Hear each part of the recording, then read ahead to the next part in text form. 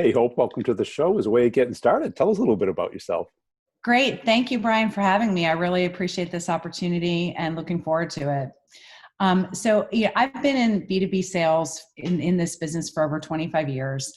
I started my career at General Electric and I got my start in enterprise sales very, very early as an early talent while still getting my degree.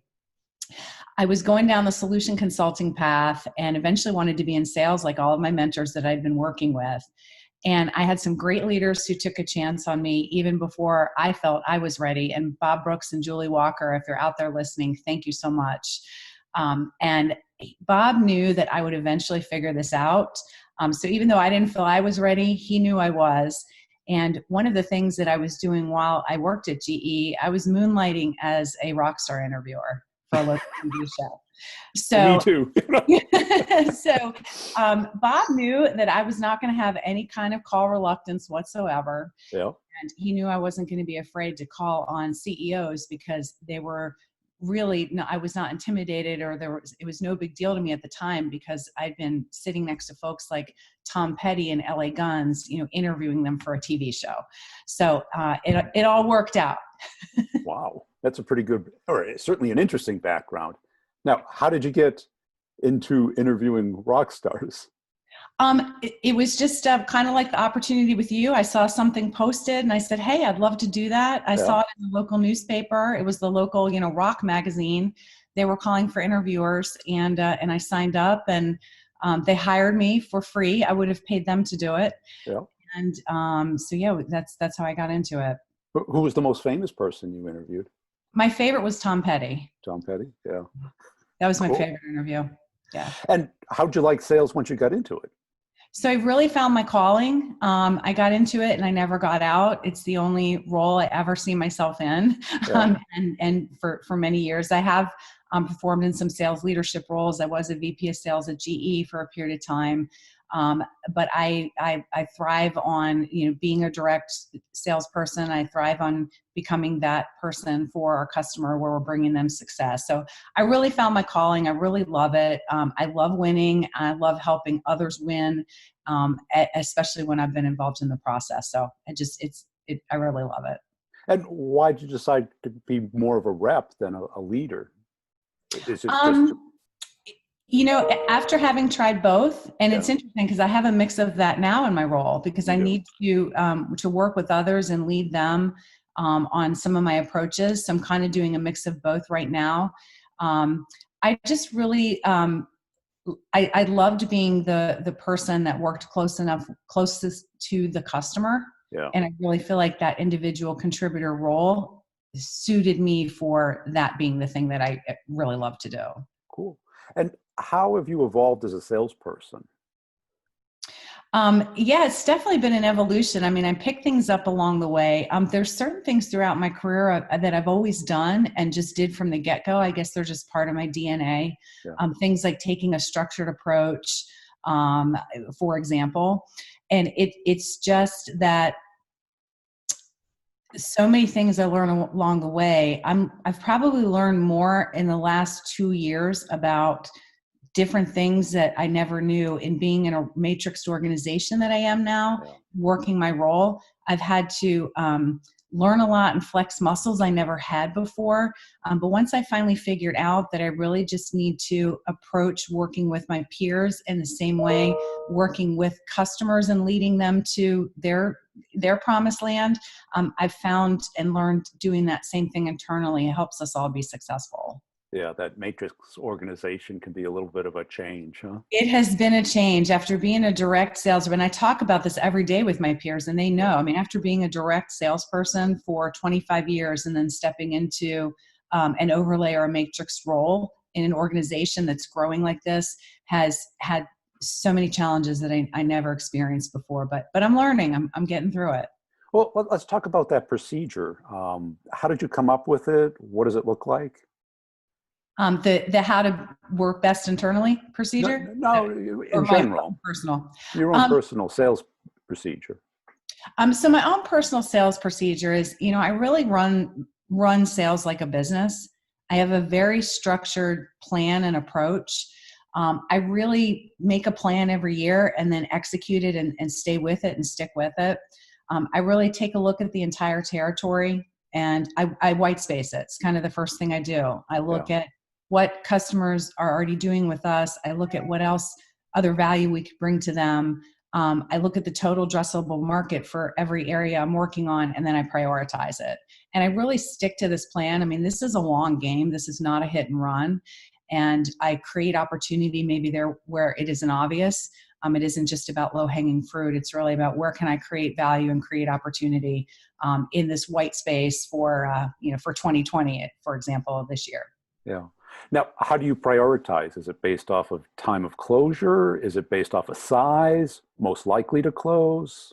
I kind of start with it's a balance of most likely to close and size, knowing where I'm going to spend my time. So, there's definitely, you want to be able to get those wins in the meantime while you're working on the hard stuff. Right. So I'm really looking at that as well and taking a look at how just do I balance my time, my team, my resources? Because in sales, as you know, every minute counts and time is the currency. It's really, really important to not waste it. And do you structure your week in a certain pattern? I could be better at that. Yeah. No, I think of it, I tend to think of it maybe in bigger chunks. I kind of think of it in quarters. Okay. I also tend to think of it in months. So, certain things that we're going to do throughout the year, this particular quarter or this month, this is a campaign we're going to run. So I tend to think of it in a little bit bigger time frames. The week to week is an interesting thing to try to incorporate. Thank you for that. Yeah. I mean, because I always tried to do the opposite of what the company did, because every company I was at, it was quarterly driven. Yep. So first quarter was, busy meetings, QBRs and stuff. I used it for prospecting. And then people didn't really get into the role until the second month. But then in the third month, it was panic time because you had to make the number.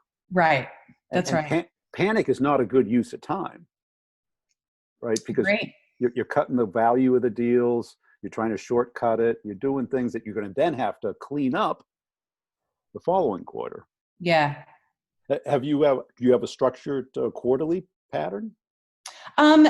Not so much, definitely from a company revenue perspective, but just to give you an example, we were at sales kickoff, third week of January, we're all in Vegas, the drill. We, as soon as we got back, I scheduled for the next 2 weeks with all of I work with 8 different account executives that the way that we're structured is, they own the account, they own the procurement relationship, they own the contract, but I own the line of business. And so I need to make sure that my line of business is first and foremost on their minds as they're putting their plans together and helping them put their plans together.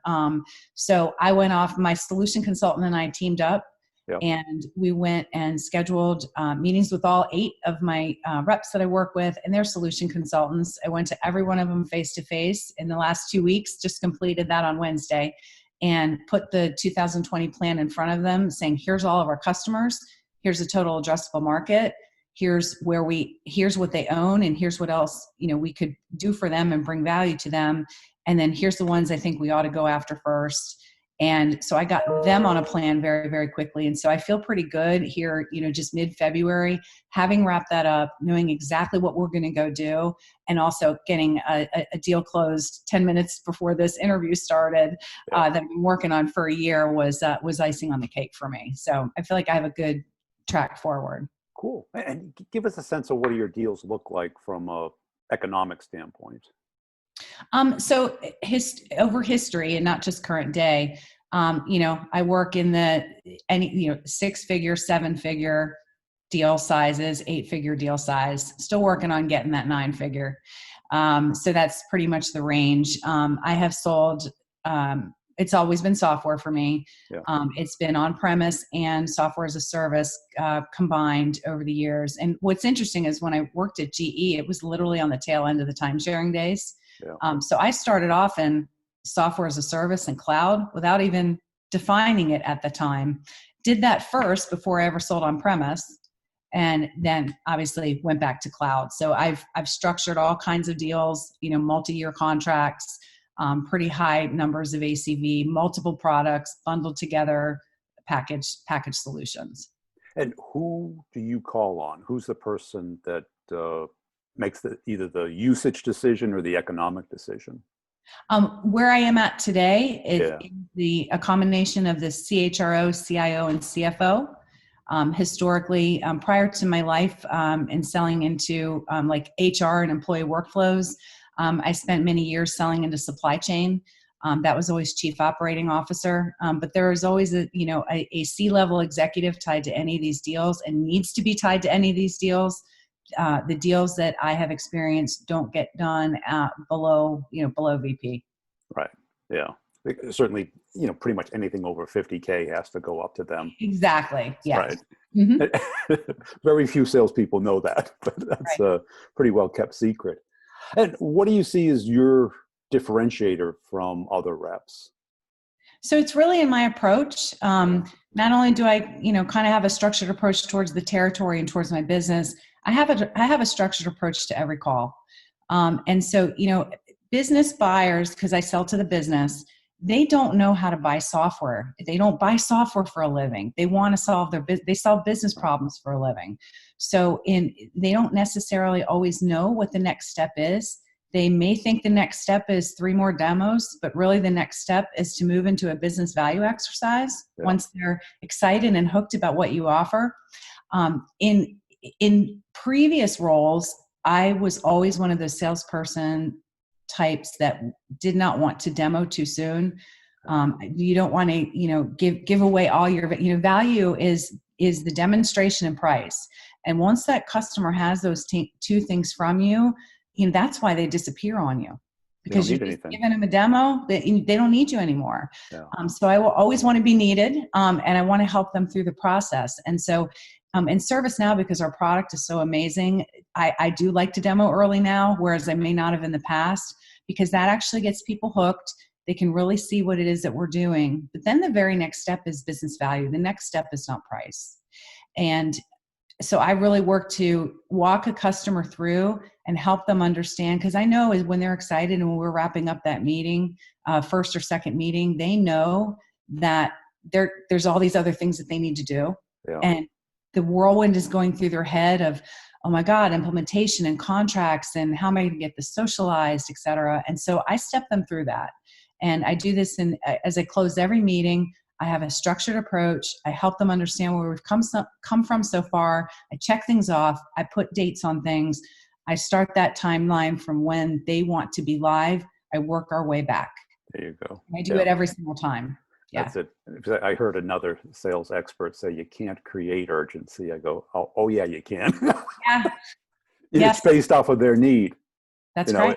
If a doctor says you need a heart operation, you don't do it on your timetable. You do it on the doctor's time. That's right. Doctor says, the next 2 hours you're on the table, or you might not make it the next week. And I think a lot of people go off of their quarterly time frame instead of the client's outcome time frame backwards. That's right. And case in point, I just had a deal close mid-quarter. It was that customer's timeline. Yeah. And our timeline was December 31st of last year. Their timeline was today. Yeah. Our timeline's when we want the summer house. That's right. And you brought up a great point, because they don't know what has to get done. That's right. They don't know. And if they don't know, that's how you end up with 15 surprises, other things that didn't have to, that slowed the deal down by months and months and months. And, I also do things like, we'll record our demonstrations. They can share those demonstrations with the one person who was not available on that day. Yeah. We don't need to restart unless we think we're going to get specific insight or value out of that one person who hasn't seen it. I mean, we'll absolutely do it again. But if it's just somebody who needs to see it, that really isn't someone who can say yes, then they can watch a rerun, a review of what we've already done. So it's really worked well. I kind of really love Zoom now. Yeah, so do I, obviously. But of course, nothing beats face to face. Right. Now, you brought up the the business justification exercise. Is that what you call it? Or you? Business value or just business case. Yeah. People have different terms for it, and it's really it's what the customer is going to need internally to get Not the just a project. quote. That's right. It's the narrative around the value they're going to get, Yeah. and it is the cost and the return on the investment. That's it. And I think too many people just send a proposal, and it's just a bunch of line items and a cost, no benefit. Right. And an executive looks at that and goes, "Oh, you think it's a good idea? Here's my pile of good ideas over here. That's right. Yeah." And it goes nowhere. Right. And it's really important when you're selling to a line of business that's typically a cost center. So if you're selling into HR or IT or any type of back office operations, that's going to fall below in the priority list than any customer or revenue generating system. And our client decision makers really need to have a great narrative. They need to have a great story, and they need to back it up with numbers, and the value needs to outweigh all the other priorities that are sitting in front of that executive for sign off. Yeah. And is that how you keep the deal from getting stuck? Is that the major tool? It's definitely, I think the structured approach, walking them through the steps, getting any of the parties, you have implementation as well. You have to get those parties involved as well. Keeping the pieces moving and giving them the value is what I have found gets things moving. But then it's also, I'm a very big believer in when you give value, you're going to ask for and get value. So a real key thing for me is, when I'm going to give something, I don't have a problem at all asking the hard questions. I'm going to ask for something in return, and both parties need to be accountable. And without all those things, that's how deals just go into slippage mode, no compelling event, no deadline, and they just perpetuate forever. Well, we'll get to it when we get to it. And that's it, because they underestimate, because they probably have never done it, how long legal's going to take, how long security, whoever the naysayers or the people who have to approve this, regulatory, whatever it is, or even the board. Yeah. And sometimes you have to help the customer know who's going to be involved, because for a business buyer who doesn't buy software every day for a living, they don't know that procurement might be a surprise for them, that's a step. Yeah. Legal reviewing T's and C's might be a surprise for them. They don't always know all the steps. They don't always know their own internal committees for budget and the process. So by just asking questions and helping them. And that's it. And if you don't either push it, nudge it, and guide them, these little surprises come up at the worst possible time. That's right. I'm sure you've been in, the round table with the CEO and the C-level people, and all of a sudden they go, "Well, we need Harry to check this over." Right. And who's Harry? Who's Harry? And Harry comes in and he's like, "Why wasn't I?" What's the rush? Right. I'm going on vacation. That's right. Yeah. And knowing when those people are going on vacation is key too. I mean, especially when you're at the, the very typical closing time for our business, which is end of calendar year, holidays. You've always got to know who's already left for Christmas and how can we track them down if we need to. And electronic signatures has been one of the greatest inventions of the modern world. It certainly you don't miss the paper.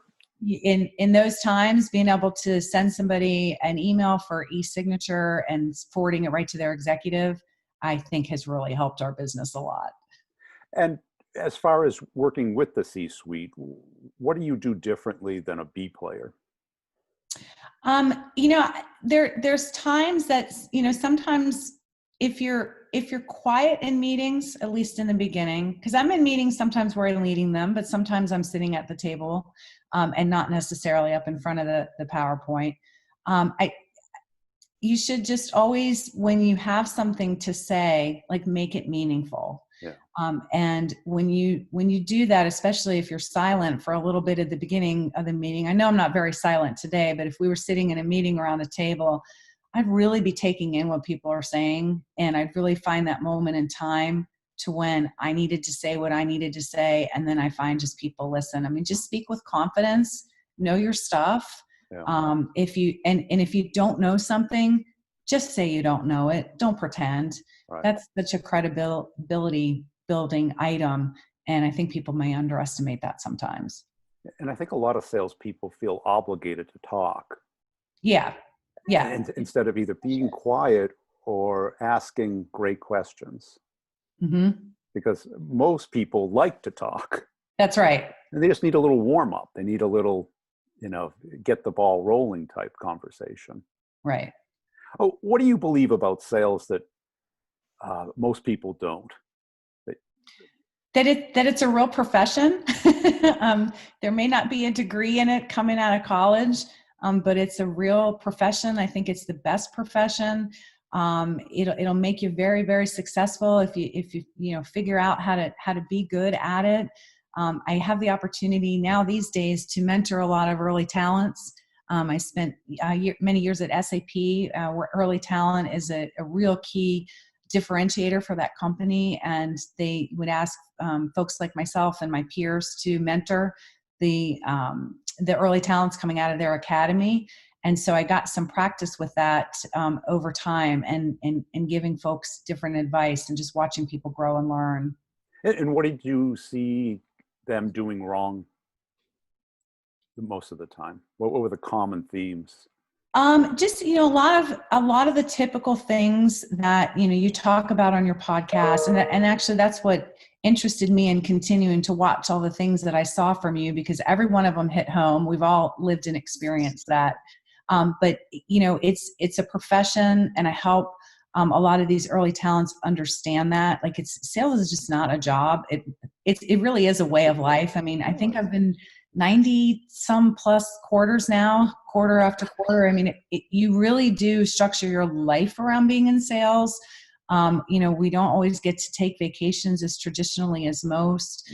You can't really turn things off. There's just, too many people you have to let know you're on vacation. It really is a lifestyle, and it's a real profession. And I'm very proud to be in it. Yeah, it's not a personality type. It's a profession. That's right. That's right. Cool. Hey, I appreciate your time today. Where can people go to follow you? So I'm on LinkedIn. So my link is, I guess, will be a part of this podcast. It will. But really on LinkedIn, I do post a lot on LinkedIn specifically. I'm not big on the private Facebook, Instagram, but from a professional perspective, I do click on a lot of insightful things on LinkedIn. So join me on LinkedIn, and you'll be able to link to some great, fabulous podcasts like this one from Brian. Thank you so much.